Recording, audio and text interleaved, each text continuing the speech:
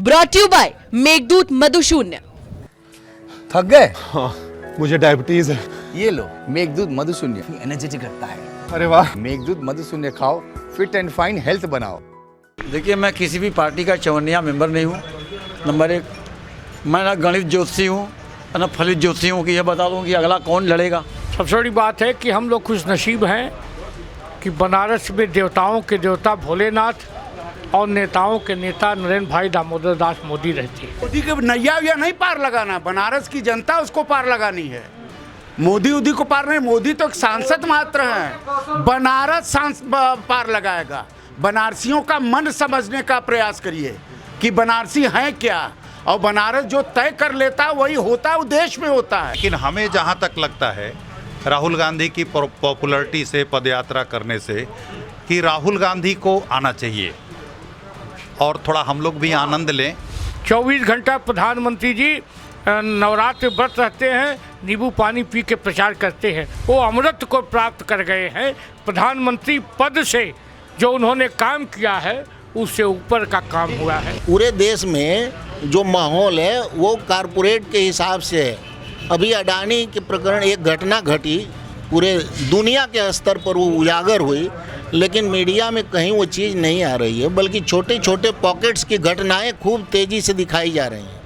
तो वो पूरा कारपोरेट हावी है पूरी राजनीति पर। नरेंद्र मोदी जैसे एक प्रखर वक्ता के सामने हमें नहीं लगता कि कोई भी कैंडिडेट सामना कर पाएगा। लोकसभा चुनाव 2024 में भले ही अभी थोड़ा वक्त बाकी हो, लेकिन अभी से लेकर बनारस की अड़ियों पर और चाय की दुकानों पर चर्चाओं का दौर थमता नज़र नहीं आ रहा है और दिन रात यहाँ पर चुनावी चकल्लस देखने को मिल रही है। इस समय वाराणसी के इस 80 इलाके में स्थित पप्पू की अड़ी, जो मशहूर चाय की दुकान है, वहाँ पर आप पहुँचे हैं और यहाँ पर बनारस के लोग हैं, बुद्धिजीवी वर्ग और तमाम तबके के लोग यहाँ आकर चाय की चुस्कियों के साथ चुनावी चकल्लस का हिस्सा बनते हैं। इनसे जानते हैं कि बनारस एक वीआईपी सीट हो चुकी है जब से प्रधानमंत्री यहाँ खुद चुनाव लड़कर जीते हैं, और इस बार क्या मान रहे हैं, इस सीट पर कौन जीतेगा और क्यों जीतेगा। शुरुआत इसी सवाल के साथ करते हैं। सबसे पहले अपना नाम बताइए। रुपेश कुमार सिंह। जी सिंह साहब, बनारस वीआईपी सीट है और क्या लगता है कि इस बार किसका पलड़ा भारी है और क्यों भारी है, किसके जीतने की उम्मीद ज़्यादा है? देखिए, इस देश को मोदी जी की आवश्यकता है और सौभाग्य है कि मोदी जी ने काशी को चुना, और चुना ही नहीं, उन्होंने काशी में उन्होंने काम किया और काशी की जो परंपरा थी, प्राचीन परंपरा थी, उसको आधुनिक स्वरूप में, गौरवान्वित स्वरूप में स्थापित किया और जो भी काशी के लिए हो सकता है उन्होंने किया। काशी के लिए जो हो सकता था प्रधानमंत्री नरेंद्र मोदी ने किया। बनारस को उसके पुराने स्वरूप में फिर से पुनर्स्थापित करने की बात इन्होंने कही है। लेकिन अगर सिर्फ कॉरिडोर का मुद्दा हम उठाएं, विश्वनाथ मंदिर कॉरिडोर या जिसे विश्वनाथ धाम कहते हैं, आरोप ये भी लगते आए हैं कि तमाम यहाँ पर सैकड़ों मंदिर तोड़ दिए गए, मकान तोड़ दिए गए। तो जो विपक्षी आरोप लगाते हैं इस पर क्या कहेंगे? पहले अपना नाम बताइए। अरविंद योगी। और वो विश्वनाथ कॉरिडोर एक आध्यात्मिक विकास है और काशी सदैव से भाजपा का गढ़ रहा है। तो आपका मूल प्रश्न तो चुनावी है, चुनाव का रिजल्ट क्या आएगा और कैंडिडेट कैसे कैसे होंगे। तो अब नरेंद्र मोदी जैसे एक प्रखर वक्ता के सामने हमें नहीं लगता कि कोई भी कैंडिडेट सामना कर पाएगा। आने वाले समय में देश में कोई ऐसा व्यक्ति नहीं दिखता जो नरेंद्र मोदी के आगे टिक सके। उनके ऑरा, उनका जो व्यक्तित्व है, जो बोलने की शैली है और लोगों को जो भाता है।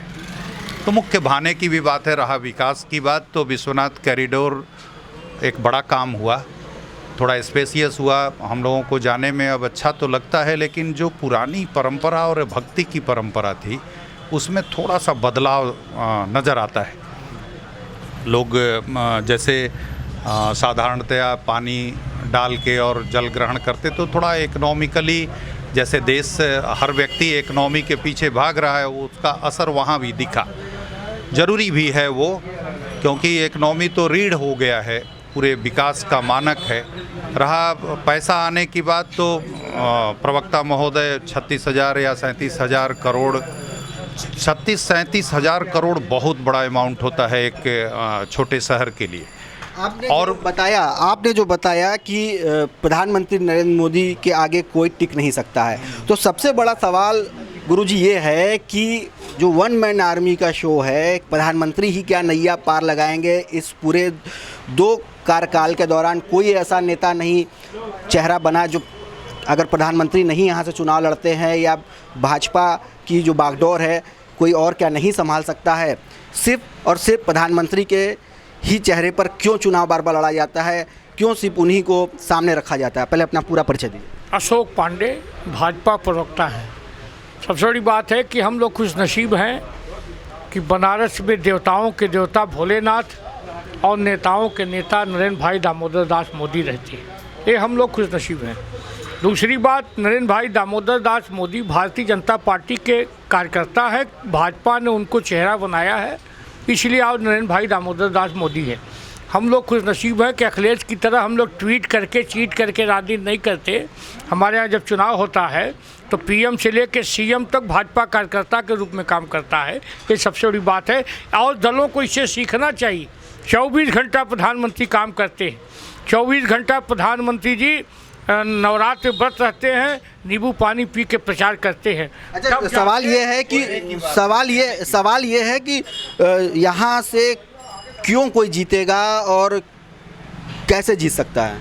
यहाँ से क्यों कोई कभी नहीं जीत सकता, क्योंकि नरेंद्र भाई मोदी ने वह काम किया जो अहिल्या भाई होलकर ने किया, राजा रणजीत सिंह ने किया। उस परंपरा में खड़े हो गए। ये बाबा विश्वनाथ मंदिर कॉरिडोर को जीवन भर लोग याद करेंगे कि बनारस के सांसद ने जो हिंदुस्तान का प्रधानमंत्री हुआ, उसने अहिल्या बाई होलकर की तरह बाबा विश्वनाथ का फिर से सारी व्यवस्थाएं सही कराई। उसी के नेतृत्व में रामनवमी पर अदालतें तो बंद होती थीं, लेकिन उसी अदालत में मुकदमा चलता था कि राम कहाँ पैदा हुए। उसी प्रधानमंत्री के नेतृत्व में मर्यादा पुरुषोत्तम भगवान श्री राम का मंदिर भी, भव्य निर्माण मंदिर भी बनने जा रहा है। उसी के नेतृत्व में विंध्य कॉरिडोर भी बन रहा है। सोमनाथ मंदिर की व्यवस्था सही हुई है। वो अमृत को प्राप्त कर गए हैं। प्रधानमंत्री पद से जो उन्होंने काम किया है उससे ऊपर का काम हुआ है। ये भाजपा के प्रवक्ता के तौर पे बात कर रहे हैं। तमाम यहाँ पर बीएचयू के प्रोफेसर हैं, बुद्धिजीवी वर्ग हैं, कवि हैं, जो आम जनता के तौर पर बनारस में रहते हैं, अपना वोट कास्ट करते हैं। तो आपसे पूछते हैं कि बनारस की सीट क्यों कोई जीतेगा और क्यों यहाँ से कोई अगला जो किन मुद्दों पर जीतेगा? पहले अपना पूरा परिचय दीजिए। दीनबंधु तिवारी। ये मुद्दा ऐसा है, देश के प्रधानमंत्री हैं मोदी, और मैं तो यही कहूँगा कि अभी चुनाव जो 2024 में जो होने वाला है उस पर अभी से ये कहना है कि चुनाव जीतने हारने की जैसा आप सबका विचार था, जो माहौल है उसके हिसाब से मोदी का पलड़ा भारी है। लेकिन बनारस का इतिहास जो है राजनीतिक, वो ये बताता है कि यहाँ विभिन्न पार्टियों के लोग चुनाव जीतते आ रहे हैं। लेकिन कुछ पहले जब मोदी जी आए तो ये पूरा देश एक तरह से ये राजनीतिक माहौल ही बदल गया। उसके पीछे कारण है कारपोरेट के हिसाब से चीज़ें चलने लगीं। यहाँ तक कि राजनीति भी कारपोरेट की सोच के हिसाब से चल रही है। ये पहली बार हो रहा है। सभी के सभी किंग कर्तव्य मोड़, वो बहुत बड़े बुद्धिजीवी कहना ये चाह रहे हैं सीट कौन जीतेगा ये कॉरपोरेट के लोग डिसाइड करेंगे। नहीं, कौन जीतेगा नहीं, चुनाव जीतने काम के आधार पर लोग जीतते हैं। मोदी जी चुनाव जीत जाएंगे। मैं ये बात कह रहा हूँ, पूरे देश में जो माहौल है वो कारपोरेट के हिसाब से है। अभी अडानी के प्रकरण एक घटना घटी, पूरे दुनिया के स्तर पर वो उजागर हुई, लेकिन मीडिया में कहीं वो चीज़ नहीं आ रही है, बल्कि छोटे छोटे पॉकेट्स की घटनाएं खूब तेज़ी से दिखाई जा रही हैं। तो वो पूरा कारपोरेट हावी है पूरी राजनीति पर, उसका असर तो पड़ेगा। और वो किधर क्या चाहता है वो सबको पता है। कारपोरेट किधर अपना जो है मतलब कहना आपका ये है कि अभी कुछ भी कहना जल्दीबाजी है, और बनारस का इतिहास रहा है कि यहाँ पर सभी पार्टियों के नेता जीते हैं। हाँ, हमारे साथ मशहूर कवि बद्री विशाल जी भी हैं। बद्री जी, आप भी वोट डालने जाते हैं एक आम मतदाता के हैसियत से, तो बनारस की सीट क्यों कोई जीतेगा और कैसे इस बार ये लड़ाई आसान रहेगी कि काफ़ी मुश्किल रहेगी? देखिए, मैं किसी भी पार्टी का चवन्निया मेंबर नहीं हूँ। नंबर एक, मैं ना गणित ज्योतिषी हूँ ना फलित ज्योतिषी हूँ कि यह बता दूँ कि अगला कौन लड़ेगा। यह आप लड़ेगा नहीं, कौन जीत सकता है, किसका पलड़ा भारी है? ये जिस दिन चुनाव घोषित होगा, कैंडिडेट सामने आया, उस दिन यह क्वेश्चन हमसे पूछेगा। क्या मोदी अगर फिर से चुनाव लड़ते हैं तो उनके टक्कर का कोई कैंडिडेट? यदि यूपी तक के भी दिमाग में यही बात है, मोदी का नाम आपकी जुबान से आया, मैंने नहीं कहा, मैंने नहीं निकाला। आप चाहते हैं कि पीएम मोदी फिर से लड़े यहाँ से बनारस के मतदाता होने के नाते? मैं बार बार कह रहा हूँ, किसी का भी चुनाव लड़ना पार्टी तय करती है, कोई निर्धारण नहीं होता है, कभी भी बदल सकता है। मोदी जी यहाँ पहली बार 2 जगह से लड़े थे, वडनगर से भी लड़े थे, यहाँ से भी लड़े थे, कोई जानता था कि दोनों यहाँ से लड़ेंगे? आप कह रहे हैं उनको कोई टक्कर दे सकता है, ये कैंडिडेट डिसाइड होने पर ही पता चलेगा? हाँ, कैंडिडेट डिसाइड होगा तभी पता चल सकता है। बिल्कुल बिल्कुल बिल्कुल। तो कई यहाँ पर ऐसे भी वक्ता हैं, यहाँ पे आम मतदाता हैं जो कह रहे हैं कि कुछ भी हो सकता है, ये प्रधानमंत्री नरेंद्र मोदी को भी लोग यहाँ टक्कर दे सकते हैं। जी, अपना नाम बताइए। मैं श्याम भूषण हूँ। श्याम जी, ये बताइए क्या लग रहा है कि इस बार बनारस में किसका पलड़ा भारी है और किन मुद्दों पर कौन जीत सकता है? यहाँ बनारस के विकास के मुद्दे पर जितना काम नरेंद्र मोदी जी के पिछले 5 साल और इधर इस वाले कार्यकाल में हुआ है, ये भूतो न भविष्यति है, न कभी हुआ है न कभी हो सकता है। सकरी गलियों में काम कराना इतना कठिन है कि प्रशासन जाने में डरता था, लेकिन माननीय प्रधानमंत्री जी के नेतृत्व में वो सांसद की ही हैसियत से बनारस में काम करते हैं, न कि प्रधानमंत्री की हैसियत से। कभी भी वो उनका जो एमपी लैंड है वो उसी से काम हो रहा है, लेकिन जितना काम हुआ है वो कभी नहीं हो सकता, ये हम सभी जानते हैं। और वो हमारे सांसद हैं, आगे भी जब तक वो रहेंगे तब तक उनको हम लोग जिताया जाएगा। तो कहीं ना कहीं जो प्रधानमंत्री नरेंद्र मोदी का संसदीय क्षेत्र होने की वजह से उनका जो एक व्यक्तित्व है, वो चेहरा काफ़ी यहाँ पर बाकी कोई भी अगर आता है तो उस पर भारी पड़ता हुआ दिखाई पड़ रहा है। हमारे साथ BHU के प्रोफेसर कौशल किशोर मिश्रा जी भी हैं।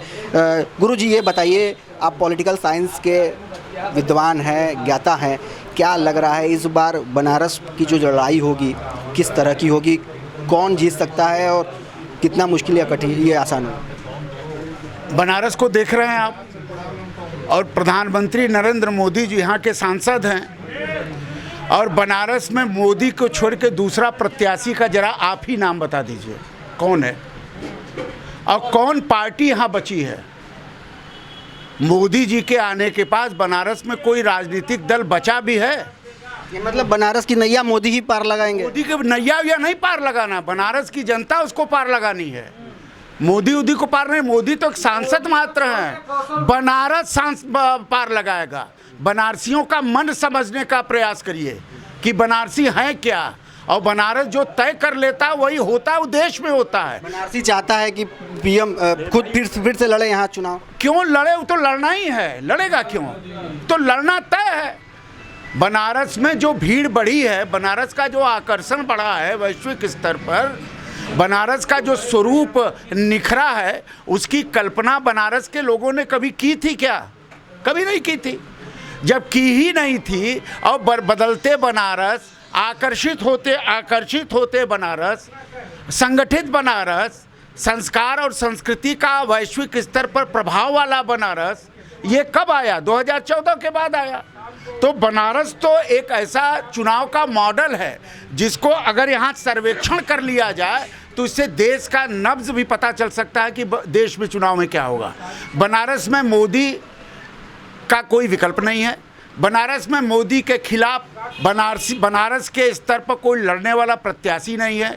बाहर से आयातित प्रत्याशी यहाँ आएगा तो वहाँ से जमानत जब्त करा के जाएगा, क्योंकि एक बार केजरीवाल जैसा आदमी आया था, बनारसियों ने उसको ठेंगा दिखा दिया। लेकिन मुख्यमंत्री तो बन गए। अरे मुख्यमंत्री कहीं और बन गए ना, बनारस में नहीं ना जीते। आ भी जाता रहा, जीता तो पीएम बना, हारा तो सीएम बना। हारा तो जीता तो भ्रष्टाचार में भी तो जा रहे हैं जेल।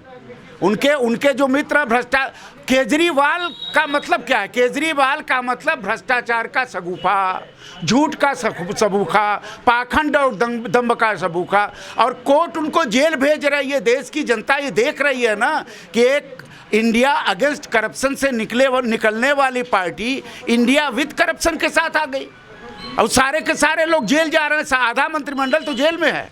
तो ये थे हमारे साथ बनारस के पप्पू चाय की अड़ी से तमाम वो लोग जो साफ तौर पर इस समर्थन के साथ हैं कि प्रधानमंत्री नरेंद्र मोदी एक बार फिर से बनारस से चुनाव लड़ेंगे, और निश्चित तौर पर उनका पलड़ा भारी दिखाई पड़ रहा है। देखिए, फिर से आप कुछ बताना चाह रहे हैं अपना।